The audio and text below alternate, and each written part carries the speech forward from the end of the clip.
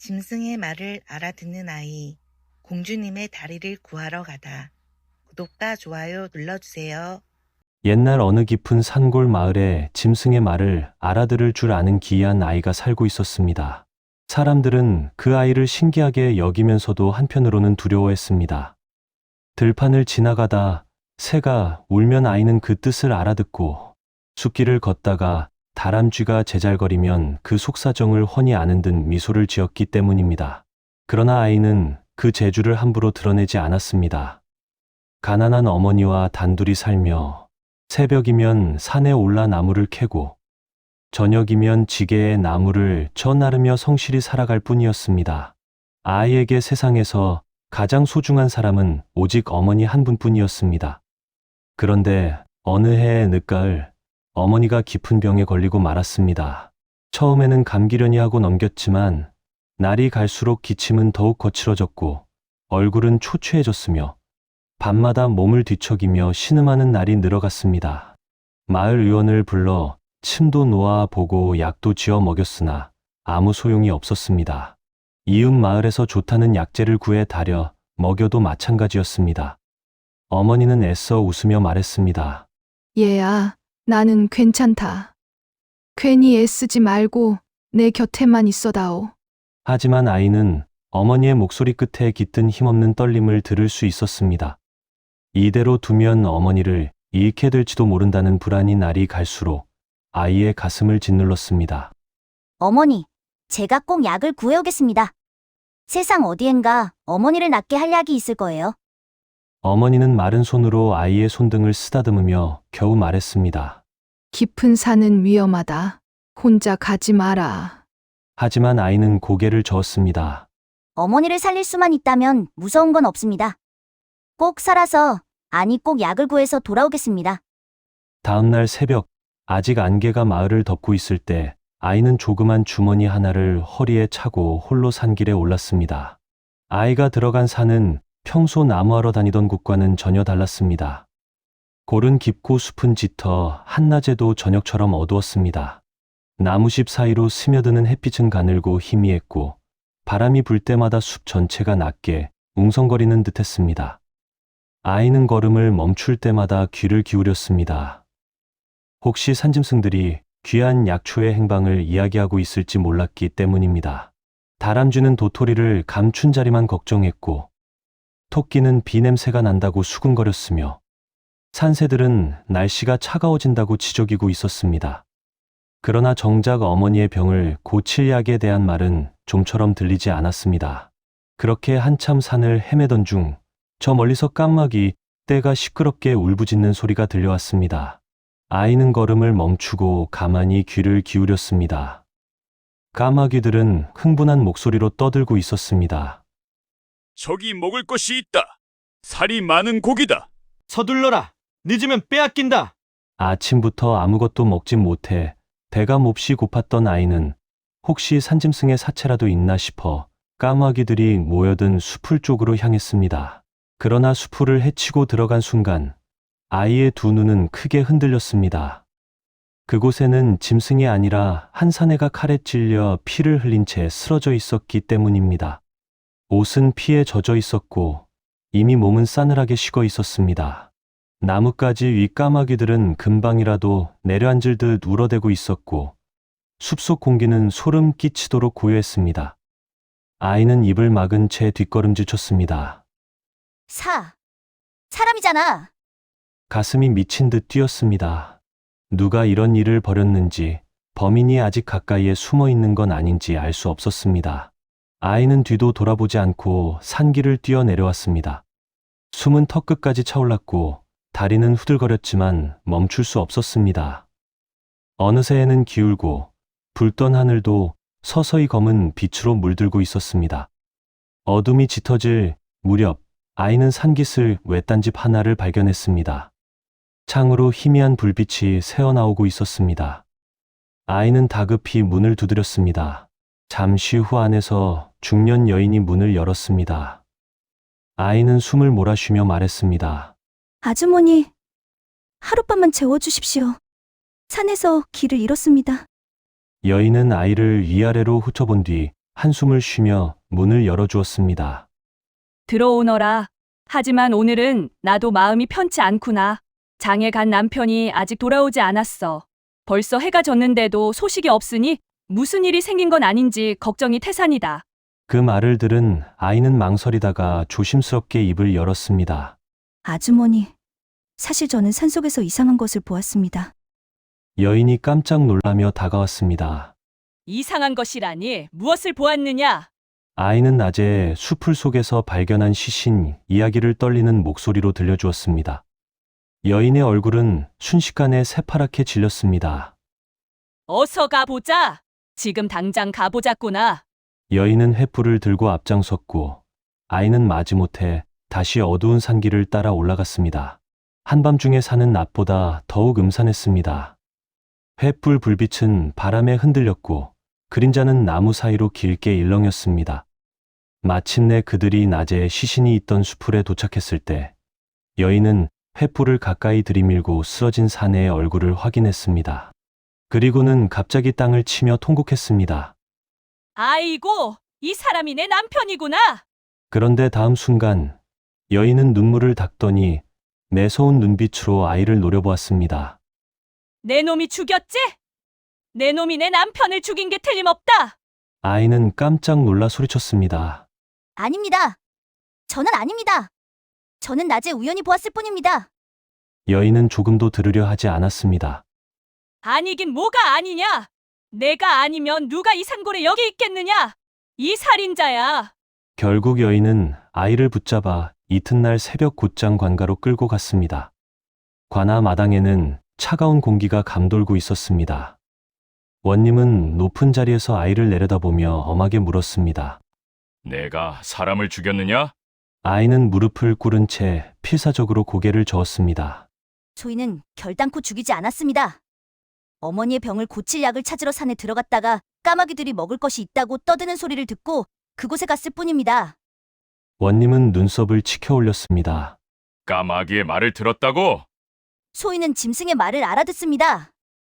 그 말에 관아 안은 술렁거렸습니다. 원님은 믿기 어렵다는 듯 코웃음을 쳤습니다. 허튼 소리로 죄를 면하려 드는구나. 짐승의 말을 알아듣는다니. 그런 자가 세상에 어디 있단 말이냐? 아이는 간절한 목소리로 말했습니다. 거짓이 아닙니다. 시험해 보시면 아실 것입니다. 원님은 잠시 생각에 잠기더니 흥미롭다는 듯 미소를 지었습니다. 좋다. 내 말이 참인지 거짓인지 지금 당장 시험해보마. 원님은 아무도 모르게 처마 밑 제비집에서 새끼 제비 한 마리를 꺼내어 자기 도포 소매 속에 숨겼습니다. 잠시 후 어미 제비가 집으로 날아왔다가 새끼가 없어진 것을 알고는 원님 주위를 빙빙 돌며 미친 듯 지저귀기 시작했습니다. 원님이 아이를 보며 물었습니다. 저 제비가 어찌하여 저리 울어대느냐? 사또님, 저 어미 제비가 이렇게 말합니다. 고기도 쓸모없고 가죽도 쓸모없고 털도 쓸모없는 내 새끼를 무슨 까닭으로 숨겼느냐? 당장 돌려달라 하고 있습니다. 순간 원님의 표정이 굳었습니다. 아무도 모르게 감추어 둔 일을 아이가 정확히 말했기 때문입니다. 그러나 원님은 쉽사리 놀란 기색을 감추며 다시 말했습니다. 이것만으로는 부족하다. 한 번 더 보자. 마침 관아 뜰 한가운데 큰 느티나무 위에서 학 두 마리가 요란하게 날개를 퍼덕이며 싸우고 있었습니다. 원님이 손가락으로 그들을 가리키며 물었습니다. 그럼 저 두 학은 무엇 때문에 저리 다투는 것이냐? 아이는 한동안 귀를 기울였습니다. 학들의 날카로운 울음소리가 아이의 귀에는 분명한 말로 들려왔습니다. 잠시 후 아이는 고개를 들었습니다. 사또님, 저 학들은 나뭇가지 사이에 걸린 낚싯바늘 하나를 두고 서로 제 것이라고 싸우고 있습니다. 원님은 반신반의하며 아전에게 명했습니다. 올라가 보아라. 정말 그런 것이 있는지 확인하라. 아전이 나무에 올라 한참 뒤적이더니 놀란 얼굴로 소리쳤습니다. 사또님, 과연 낚싯바늘이 하나 걸려 있습니다. 그제야 원님은 완전히 놀라 자리에서 몸을 일으켰습니다. 참으로 신기한 아이로다. 그렇다면 내 말이 거짓이 아니었구나. 그리고는 여인을 돌아보며 엄하게 꾸짖었습니다. 이 아이를 함부로 살인범이라. 몰아세운 죄를 물어야 하겠으나 남편을 잃은 슬픔이 크니 이번만은 넘어가겠다. 아이는 무죄다. 원님은 아이에게 낚싯바늘을 건네주며 말했습니다. 이 낚싯바늘을 가져가거라. 어쩐지 범상한 물건은 아닌 듯하니 내 앞길에 도움이 될지도 모른다. 아이는 몇 번이나 머리를 조아리며 관할을 나섰습니다. 억울한 누명은 벗었지만 어머니의 약을 찾지 못했다는 사실이 아이의 발걸음을 무겁게 했습니다. 그렇게 길을 걷다 보니 길목에 사람들이 몰려 벽보 하나를 보고 웅성거리고 있었습니다. 아이도 가까이 다가가 내용을 읽어보았습니다. 임금의 외동딸인 공주가 귀한 다리를 잃어버렸는데 그 다리를 찾아오는 자에게는 큰 상을 내리고 만일 신분과 재주가 합당하다면 사위로 삼겠다는 방이었습니다. 사람들은 모두 혀를 차며 말했습니다. 세상에 잃어버린 공주의 다리를 어디서 찾는단 말인가? 그건 사람 힘으로 될 일이 아니야. 그러나 아이는 방을 바라보다가 문득 가슴이 뛰는 것을 느꼈습니다. 어쩌면 저 다리를 찾는 길에서 어머니를 살릴 기회도 함께 얻을 수 있을지 모른다는 생각이 들었던 것입니다. 아이는 마음속으로 다짐했습니다. 그래, 한양으로 가자. 공주의 다리를 찾고 어머니를 살릴 길도 반드시 찾겠다. 그리하여 아이는 한양을 향해 길을 떠났습니다. 며칠을 걷고 또 걷다가 어느 산길 바위 아래에서 이상한 광경을 목격했습니다. 원숭이 3마리가 서로 멱살을 잡듯 팔을 휘두르며 고함을 치고 있었던 것입니다. 보통 사람이라면 그저 시끄러운 짐승의 싸움으로 여겼겠지만 아이는 그들이 하는 말을 또렷이 들을 수 있었습니다. 이 보물은 내 것이다! 아니다! 내가 먼저 찾았다! 둘 다 손 떼라! 내가 가져야 마땅하다! 아이가 곁으로 살며시 다가가 보니 원숭이들 손에는 제각기 신비한 물건 하나씩이 들려 있었습니다. 첫째 원숭이가 들고 있는 것은 오래된 가시였는데 그것을 쓰고 고개를 까딱하면 눈앞의 생명이 모두 죽는다고 했습니다. 둘째 원숭이가 붙들고 있는 것은 낡은 홈이었는데 죽은 자의 등을 긁으면 다시 살아난다고 했습니다. 셋째 원숭이가 휘두르는 것은 검은 채찍이었는데 땅을 치면 험한 산과 깊은 물이 평평한 길로 바뀐다고 했습니다. 3마리의 원숭이들은 보물을 자기 차지로 만들겠다며 끝없이 싸웠습니다. 아이는 잠시 생각하다가 앞으로 나섰습니다. 너희들 그렇게 싸워봐야 끝이 없지 않겠니? 원숭이들은 일제히 싸움을 멈추고 아이를 돌아보았습니다. 사람 아이가 감히 우리 일에 끼어들다니! 내가 뭘 안다고 그러느냐? 아이는 태연히 말했습니다. 누가 가장 빠른지 겨루면 되지. 저기 소나무를 한 바퀴 돌아 가장 먼저 오는 자가 보물을 모두 가지는 거야. 공평하지 않니? 좋다. 내가 제일 빠르다. 무슨 소리? 내가 제일 빠르지. 두고 보자. 채! 둘 다 나한테는 안 될걸? 셋은 신호도 없이 우르르 소나무 쪽으로 달려갔습니다. 그 순간 아이는 재빨리 갓을 머리에 쓰고 한 손에는 호미를, 다른 손에는 채찍을 움켜쥐었습니다. 그런데 원숭이들이 생각보다 훨씬 빨라 거의 동시에 돌아왔습니다. 셋은 아이 손에 들린 보물을 보고 기겁하며 달려들었습니다. 저놈이 속였다! 보물을 내려놓아라! 당장 내놔라! 원숭이 셋이 동시에 아이를 붙잡아 흔드는 바람에 아이의 머리가 본의 아니게 까딱하고 말았습니다. 그 순간 가시의 힘이 발동했고 원숭이 셋은 비명을 지를 틈도 없이 풀썩 쓰러졌습니다. 아이는 눈앞에서 벌어진 일을 보고 얼어붙었습니다. 아, 이럴 수가. 내가 죽이려던 건 아닌데. 잠시 후 정신을 차린 아이는 서둘러 호미를 들었습니다. 살릴 수 있다 했지. 제발 살아나라. 아이는 죽은 원숭이들의 등을 하나씩 푹푹 긁어주었습니다. 그러자 거짓말처럼 원숭이들의 몸이 꿈틀거리더니 이내 눈을 번쩍 뜨고 벌떡 일어났습니다. 원숭이들은 잠시 어리둥절한 얼굴로 서로를 바라보다가 자기들이 살아났다는 사실을 깨닫고 놀라 아이를 바라보았습니다. 우리가 다시 살아난 것이냐? 아이가 고개를 끄덕였습니다. 미안하다. 너희를 죽일 생각은 없었어. 이 호미로 너희를 살렸어. 원숭이들은 한동안 말이 없더니 이내 표정을 누그러뜨렸습니다.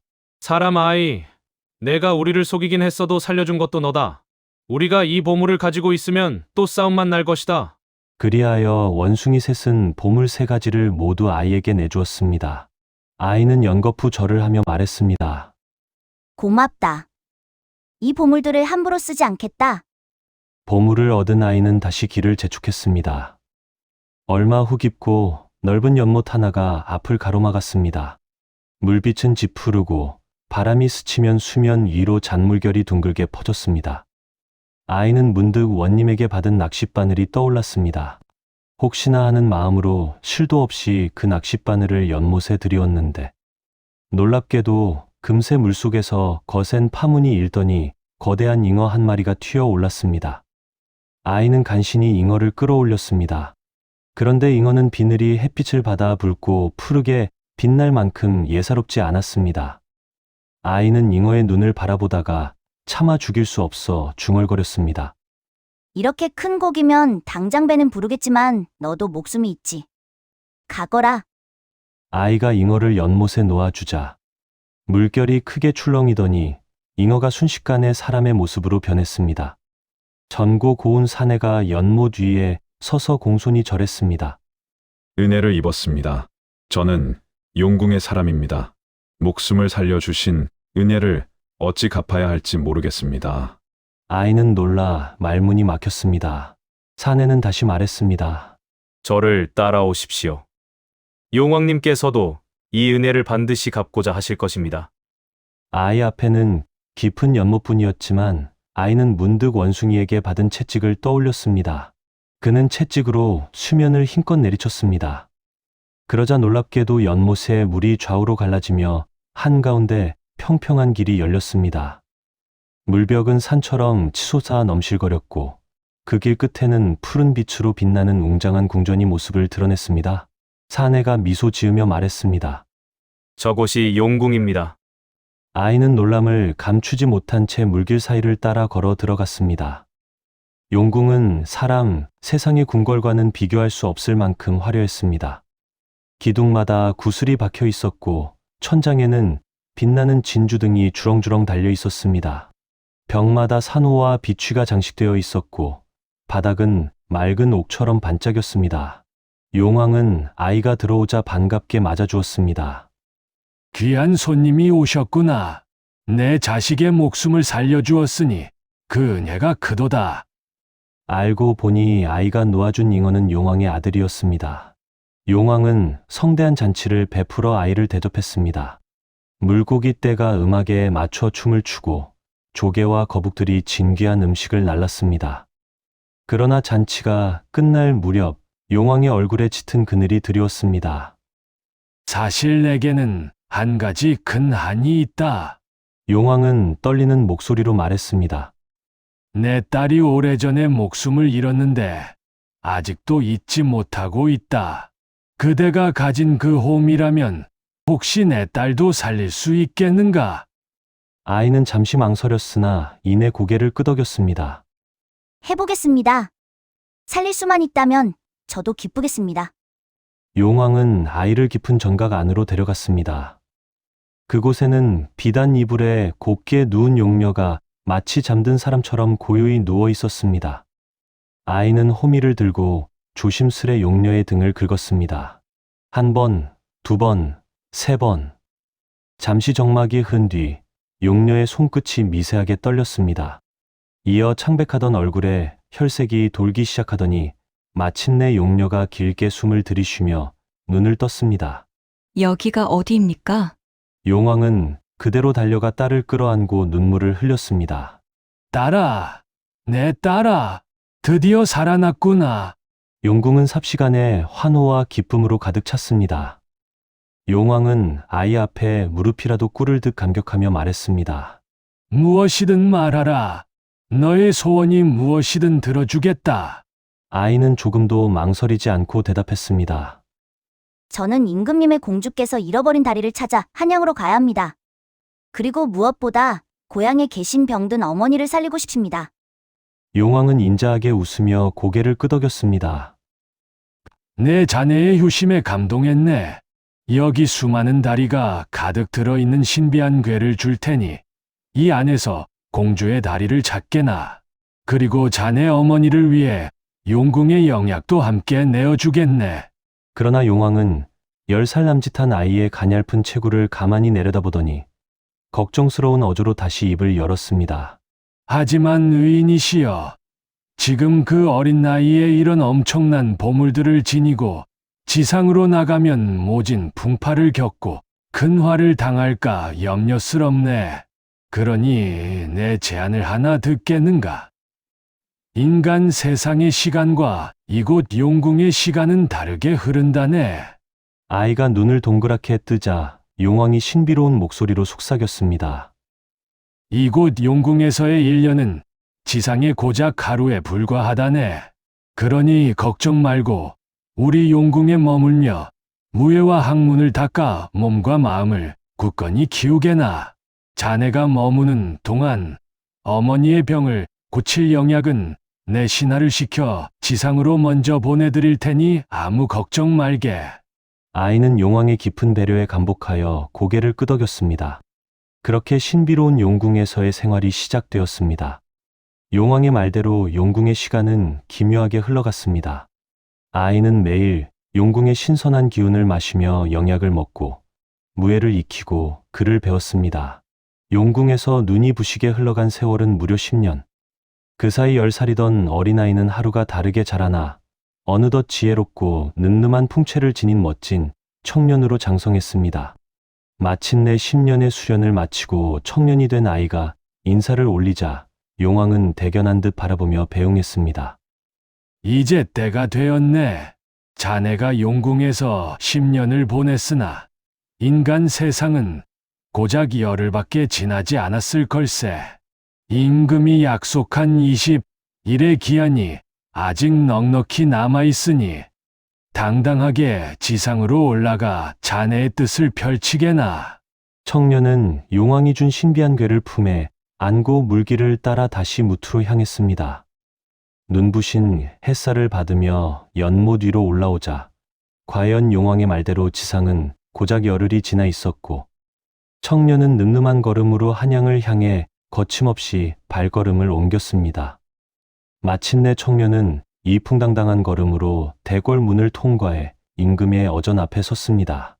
용궁에서 10년간 수련하며 쌓은 깊은 학식과 높은 무예 덕에 청년의 몸에서는 범접할 수 없는 비범한 기상이 뿜어져 나왔습니다.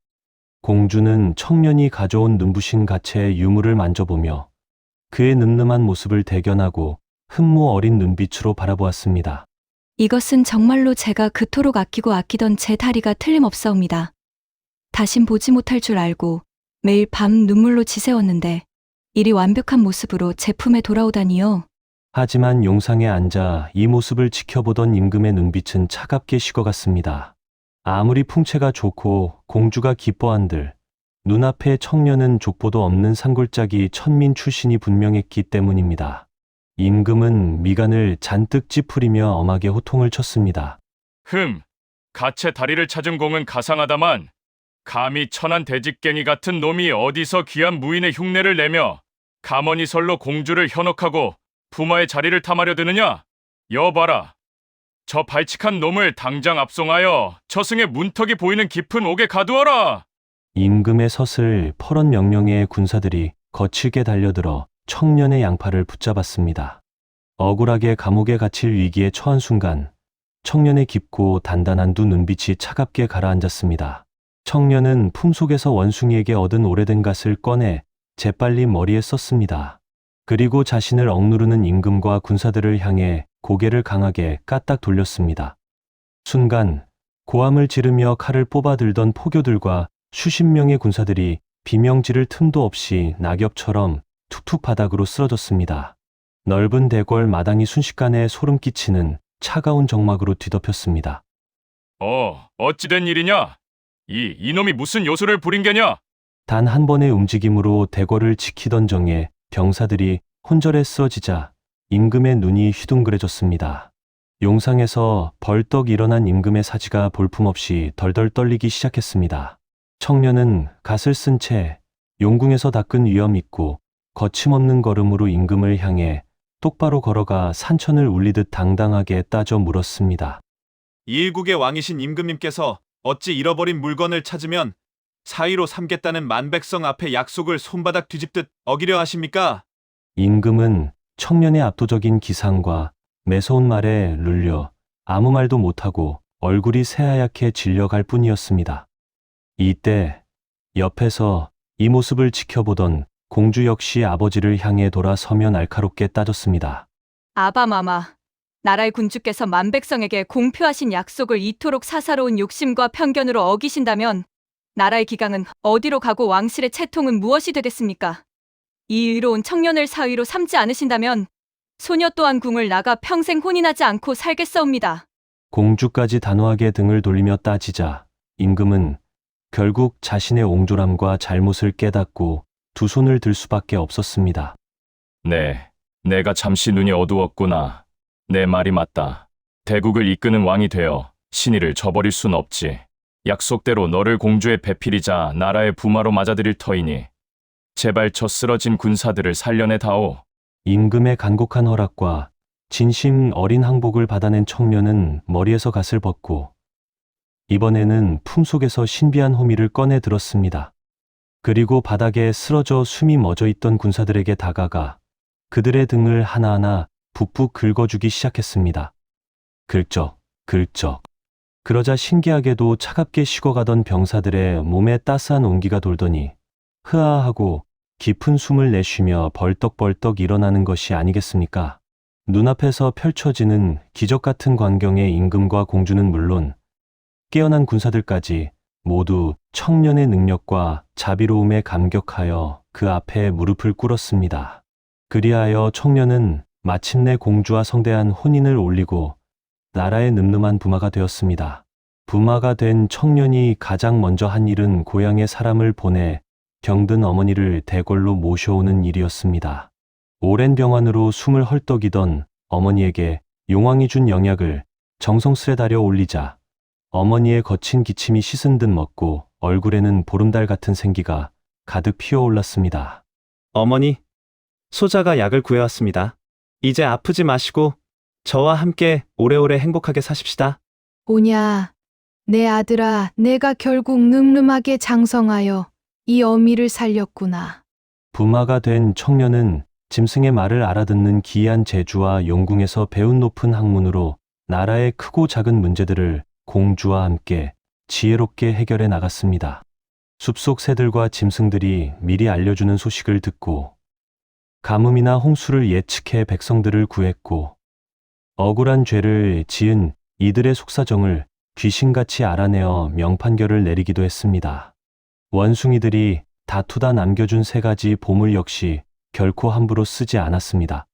나라의 역병이 돌 때면 신비한 호미로 쓰러진 백성들의 등을 긁어 목숨을 살려내었고 험한 산길에 가로막힌 백성들을 위해 채찍으로 땅을 쳐 평평한 길을 내어주었습니다. 갓의 무서운 힘은 오직 나라를 침략하는 외적을 물리칠 때만 엄격하게 사용했습니다. 왕실과 백성들의 두터운 존경을 받으며 청년은 어머니를 극진히 모셨고 지혜로운 공주와 함께 대대손손 복을 누리며 오래도록 행복하게 살았습니다. 어린 시절 짐승의 말을 알아듣던 기이한 소년의 모험은 이렇게 막을 내렸지만 동네 사람들은 훗날 이 이야기를 전하며 입을 모아 말하곤 했습니다. 소년이 왕의 사위가 되고 기적을 이뤄낼 수 있었던 것은 그가 가진 기이한 재주 때문이 아니라 목숨을 걸고 어머니를 살리고자 했던 지극한 효심과 눈앞의 생명을 가여이 여긴 선한 마음이 하늘을 감동시켰기 때문이라고 말입니다.